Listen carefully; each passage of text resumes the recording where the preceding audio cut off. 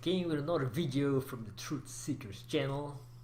Today I would like to share with you a news I just read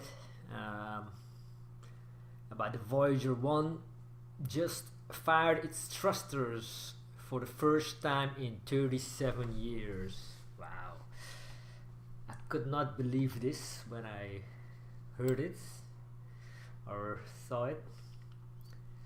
The mission of the Voyager 1, first human-made object to reach interstellar space, will continue thanks to backup thrusters that haven't been used in more than 3 decades. These thrusters will temporarily replace failing ones designed to orient the craft so it can communicate with Earth. Well, that's great news. Voyager 1, the probe which became the first man-made object, yeah, we know that. It's still been beaming back reams of data, and in its off time sending extremely ill-advised texts to distant alien civilizations that may or may not exist. So the Voyager 1 is sending text to aliens.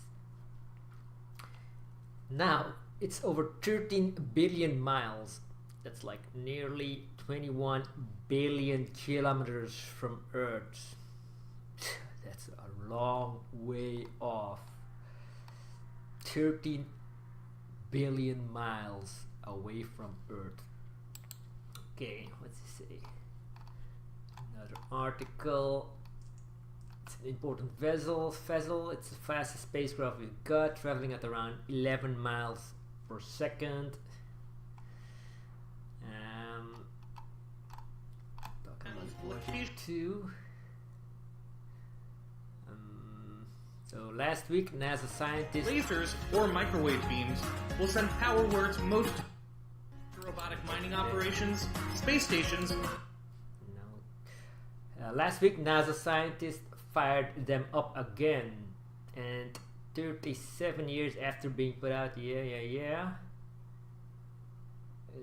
They extend the mission for several years. So NASA scientists fired up the thrusters from Earth.